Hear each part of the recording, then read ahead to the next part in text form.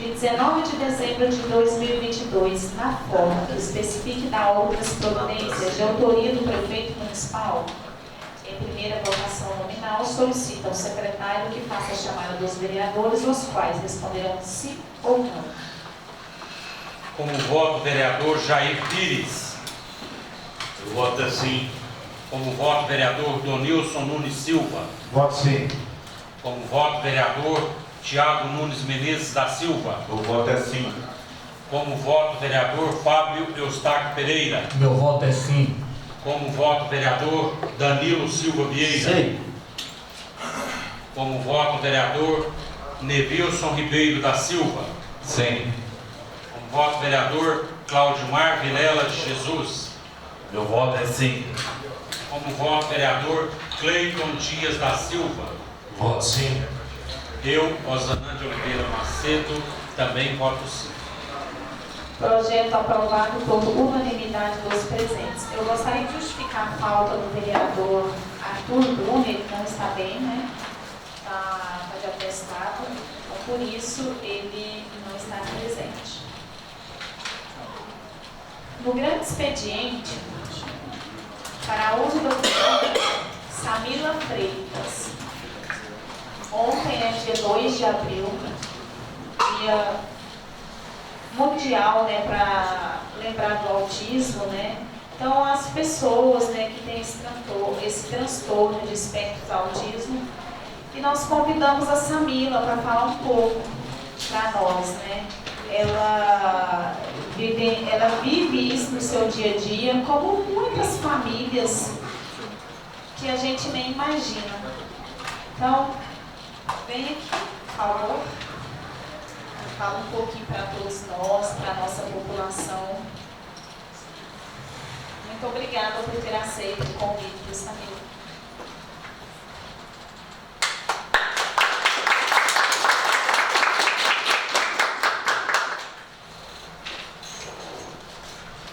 Boa noite a todos os vereadores aqui presentes. Boa noite. Boa noite, vereadora Anne Rose, que me convidou para vir aqui hoje falar um pouquinho dessa realidade que eu vivencio, que é a realidade do autismo. Ontem, dia 2 de abril, é comemorado o Dia Mundial da Conscientização do Autismo. Essa data foi criada pela ONU em 2007 e ela tem o objetivo de disseminar informações a respeito do transtorno e a fim de diminuir o preconceito e discriminação contra as pessoas autistas. Eu vou falar um pouquinho, até porque a Anne Rose não tinha convidado mais alguém para falar, então eu vou falar um pouquinho sobre o que é o transtorno, depois a minha realidade e também algumas reivindicações que eu faço parte de alguns grupos de mães, né, de famílias, então vou trazer algumas reivindicações, tá? Mas afinal, o que é o autismo? Então, conhecido muito também pela sigla TEA, que é o transtorno do espectro do autista. E de acordo com o Ministério da Saúde, o transtorno do espectro autista é uma condição que afeta o neurodesenvolvimento e que tem como principais características o atraso na comunicação e na linguagem, a dificuldade de interação social e comportamentos repetitivos estereotipados. E esses sinais e sintomas, eles são percebidos desde a primeira infância, geralmente, nas crianças, ali nos primeiros anos de vida. A gente fala espectro porque são diferentes níveis e intensidades que esses sintomas aparecem, né?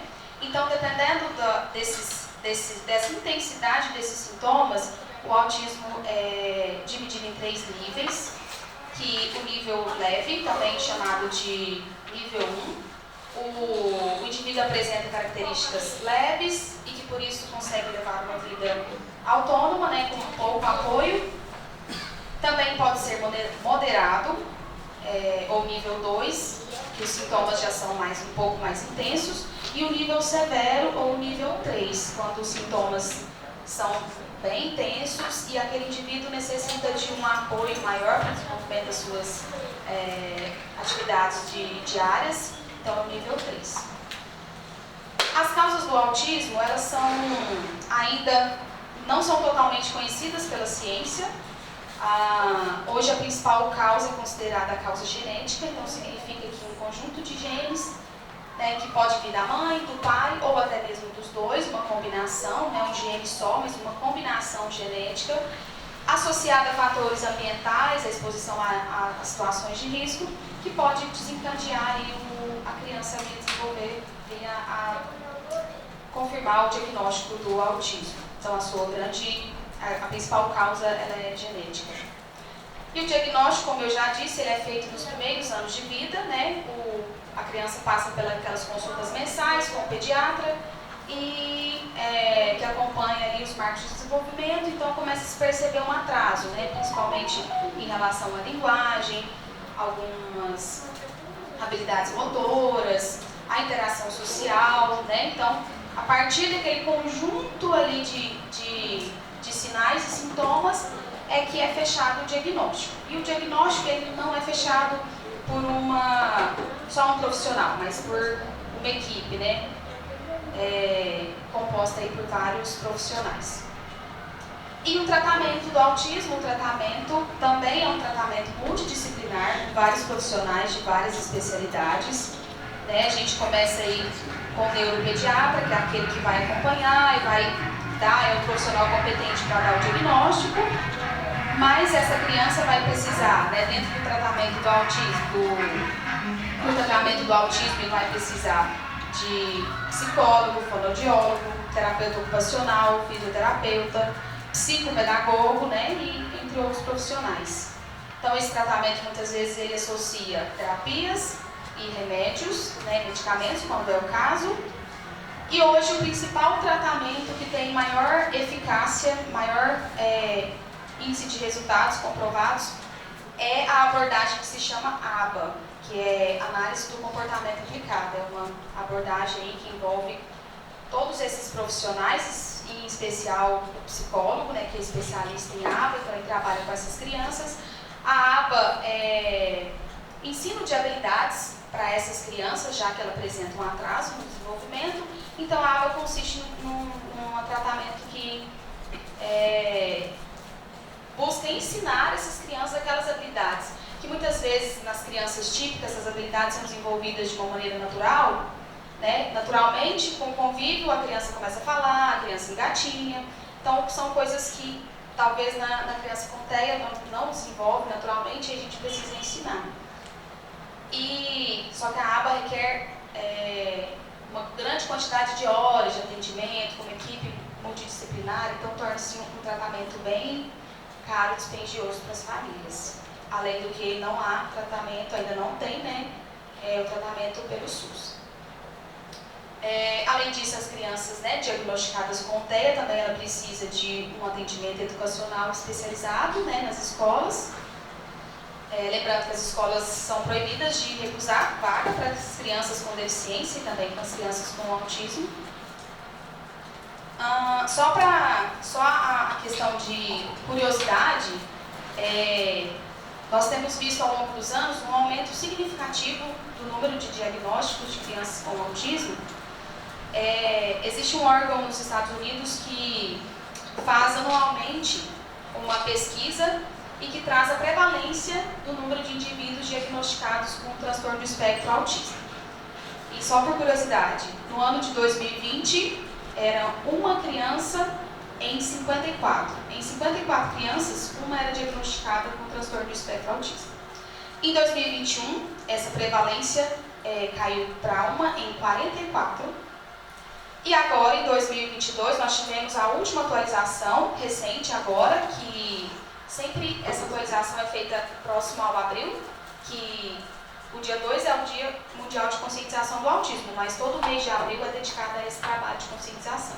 Então, sempre próximo ao mês de abril, sai essa informação sobre esse índice de prevalência. E agora o último é uma a cada 36 crianças com transtorno do espectro autista. Então, é um número muito grande. Isso vem aumentando ano a ano. Eu não peguei todo o histórico, porque tipo, há 10 anos atrás era uma a cada mais de 100, né? E agora nós estamos uma a cada 36. É um número muito grande. Inclusive no nosso município, eu trabalho na área da educação, então a gente vê esse aumento significativo realmente no número de pessoas diagnosticadas no espectro autista. Não sou profissional da saúde, fiz um resumo aqui, que eu até trouxe um resumo escrito sobre o autismo, mas eu precisei estudar e ler sobre o autismo quando houve a suspeita de autismo na minha família, que é o meu filho, João Pedro, hoje ele tem 9 anos, e ele tem o diagnóstico do transtorno do espectro autista. Inicialmente, foi difícil, mas quando a gente vai buscando informações, a gente vai percebendo que a criança tem muito potencial de desenvolvimento, principalmente se ela for diagnosticada precocemente e se ela receber o tratamento que ela necessita, com todos esses profissionais, com essa equipe multidisciplinar. Tanto é que a criança pode receber um diagnóstico de grau severo, por exemplo, e com os tratamentos ela pode migrar, né? O grau não é fixo, o grau pode variar ao longo da vida. Então, a criança que tem um grau severo, com o tratamento correto, ela pode ir para o grau moderado e para o grau leve. Assim como um indivíduo que não tem um tratamento, ele pode sair do grau leve e ir para o grau severo. O quanto, então, é importante, né, oferecer a essas crianças o tratamento adequado, né, de acordo com as necessidades que ela tem. Eu fiquei muito feliz com o projeto de lei lido hoje, né, passou pela primeira leitura nessa casa. Várias cidades já possuem um cordão de girassol como identificação das deficiências ocultas, né? Importante, então, nossa cidade também ter essa identificação, porque o autismo ele não tem cara. Então, uma pessoa que vê um indivíduo com transtorno do espectro autista, muitas vezes ele não percebe que é uma pessoa com deficiência. Então, essa pessoa vai usufruir de direitos, né, e às vezes é questionado sobre isso, como preferência em filas, preferência em atendimentos no SUS, por exemplo, né, porque a pessoa com deficiência, seja criança ou adulto, tem preferência no atendimento nos serviços de saúde. Então, a identificação com o cordão de girassol é importante, porque se as pessoas souberem que aquilo significa, né, uma deficiência oculta, então não haverá questionamento. Por que essa mãe está passando na frente, na fila, com essa criança, né? E também é importante destacar que o autismo não é uma doença, e por isso a gente não fala em cura do autismo, porque não é uma doença, é uma condição, esse indivíduo vai levar essa condição durante toda a sua vida. Mas tem os tratamentos, e de acordo com se a pessoa recebeu o tratamento, né, adequado, o prognóstico é muito bom, o desenvolvimento é muito bom, e essas pessoas vão ter condições de levar uma vida com autonomia, estudar. Eu sigo muitos autistas nas redes sociais, casam, estudam, trabalham, então são totalmente inseridos na sociedade. Jogam até futebol, né? Isso. Posso te fazer uma pergunta? Pode? Você sabe quantos que tem no município? Não sei, não tenho ideia. Você não tem os dados? Não tenho ideia, assim, eu sei que são muitos. Eu sei que são muitos, né? Eu acompanho mais na parte educacional do que na saúde, né? Que eu trabalho na área da educação. Então, a gente percebe esse aumento. Não tenho ideia de quantos tem, eu não sei se ainda se tem um cadastro no município, né? Hoje eu sei que as crianças, né? O primeiro lugar que eu procurei quando a gente teve a suspeita de autismo do meu filho foi a PAI. Então, meu filho passou pela PAI, ainda está na PAI. Hoje ele faz a ecoterapia na PAI, que também é uma conquista muito boa para o nosso município, que é a ecoterapia, que é uma parceria, eu acho, com o município, e com a APAI, os profissionais da APAI. Hoje nós temos uma carência, até uma das reivindicações que eu trouxe aqui, uma carência de profissionais para atendimento das crianças, que é o neuropediatra. O neuropediatra é o profissional competente para dar o diagnóstico e fazer o acompanhamento dessa criança, né? E aqui no PRAC nós não temos atendimento com o neuropediatra. A gente tem um neuro que atende, eu sei que tem, mas que não é da especialidade de pediatria, para atendimento das crianças. Hoje, no meu caso, meu filho faz acompanhamento com o neuropediatra de fora. Terapeuta ocupacional, nós temos uma profissional só na APAE, então a demanda é muito grande, né? Muitas vezes o sistema de saúde não consegue atender a toda a demanda. Fonoaudióloga também é outra profissional que está em escassez, que nós temos poucas. E algumas cidades maiores, né, e devido também a essa grande incidência dos casos de autismo, né, que tem aumentado muito, tem aumentado os diagnósticos, a gente acredita que muitos casos não eram diagnosticados antes, né? Talvez esse também seja um dos motivos, né, para que tenha esse aumento significativo no número de casos de diagnóstico de autismo, porque ficavam sem diagnóstico muitas vezes e passavam despercebidos, chegavam na vida adulta sem ter um diagnóstico fechado, né? Hoje tem muitos casos de pais que percebem os filhos e levam os filhos, fazem um tratamento e aí os pais depois têm o seu diagnóstico tardio fechado. Que aí percebem, olha, mas quando eu era criança eu era igual ao meu filho, então será que eu também não tenho transtorno? E aí vai fazer investigação e descobre que também é portador de autismo. Nesse caso, deve ser os que é mais leves, são casos, os casos que passam mais despercebidos são os casos mais leves, né? Que as pessoas... Pensando, às vezes não era assim que antigamente tinha menos casos, às vezes não tinha médico competente para poder estar avaliando, né? Isso, e muitas vezes, né, a gente tinha uma cultura de esperar. Ah, meu filho está demorando a falar. Não, mas o tio, o avô, o pai também demorou, vamos esperar. E aí ficava esperando, né? E hoje a gente já sabe que tem ali um atraso no desenvolvimento, esse atraso tem que ser investigado. Ainda que não tenha um diagnóstico, já é necessário iniciar a estimulação dessa criança, as terapias, para que ela consiga ali alcançar o marco de desenvolvimento da idade dela.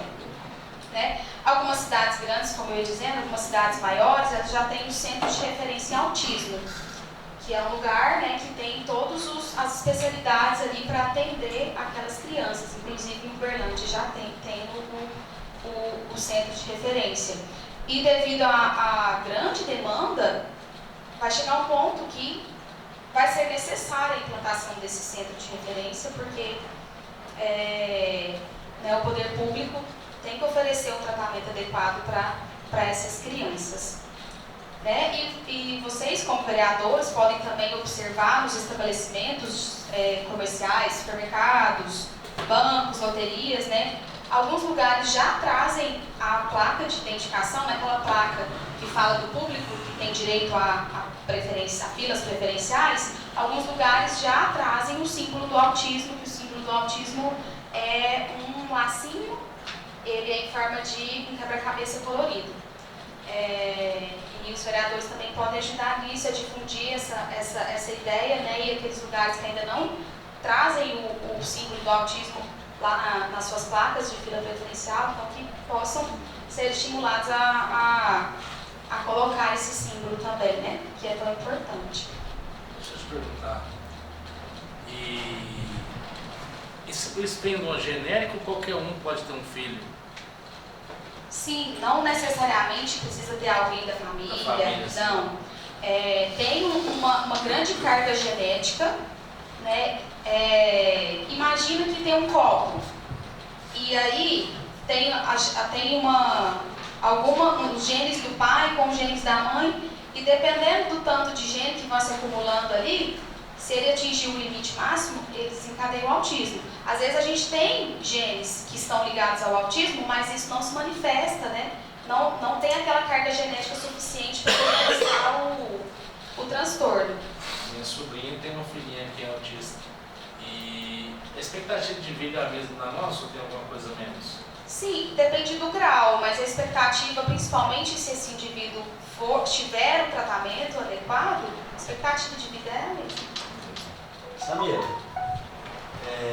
você está na área da educação, nós hoje temos profissionais preparados para atender essas crianças, esses profissionais, precisa de algum curso de especialização, porque a gente sabe que tem que ser um tratamento especial. São crianças que precisam estar ali na escola, ter uma atenção diferente das outras crianças. E segundo a gente vê o Ministério da Saúde, fala que elas têm que estar integralizadas, conviver com as outras crianças, não é isso? E nós temos esses professores preparados ou não? Olha, eu vou falar da minha vivência na rede estadual, que é o que eu tenho, né, convivido. Eu vou dizer que a gente está gatinhando. Foi até importante você falar sobre essa questão da escola, porque o autismo também, ele pode vir associado a outros transtornos, como deficiência intelectual, a grande prevalência de autistas que têm também deficiência intelectual, TDAH, que é o transtorno do déficit de atenção e hiperatividade, o TOD, que é o transtorno opositor desafiador, e tem também o autista que possui altas habilidades. Então, por isso é um espectro que vai desde indivíduos que possam ter deficiência intelectual até aqueles que apresentam altas habilidades, né? Que tem um hiperfoco em determinado assunto e que ele desenvolve muito naquele aspecto, né? Então a escola tem que estar preparada aí para esse vários níveis de situação, né? Então precisa sim de um atendimento educacional especializado com um profissional capacitado, né? A gente tem os profissionais que atendem no AE, na sala de recurso. Alguns casos, a grande maioria, na verdade, vai necessitar de um professor de apoio, que é aquele que fica à disposição daquela criança para fazer esse atendimento, né, para aquela criança. Mas a criança tem direito ao ensino regular, que é nas escolas regulares, né. Dependendo do grau do autismo, pode ser que a família decida por uma escola especializada, mas independente do grau, a criança tem direito ao ensino regular, né, e a esse atendimento educacional especializado. E quanto mais a gente difundir essas informações, quanto mais a gente falar sobre o assunto, mais pessoas vão se interessar, mais profissionais vão buscar capacitação para atender a essa grande demanda de crianças. Então, eu digo que nós ainda estamos caminhando, nós temos um grande caminho a percorrer para que, de fato, a inclusão aconteça, mas, assim, já temos, né, eu sei que nas escolas do município tem psicólogos já que assistente social, que dá atendimento. Então a gente tem conseguido bastante avanço nessa área, mas ainda temos muito que aprender. Eu gostaria de agradecer o espaço, de vir aqui falar com vocês, vereadores, e que vocês possam também levar esse conhecimento para que a gente possa ter uma maior cobertura de atendimento para as pessoas, para as crianças autistas principalmente,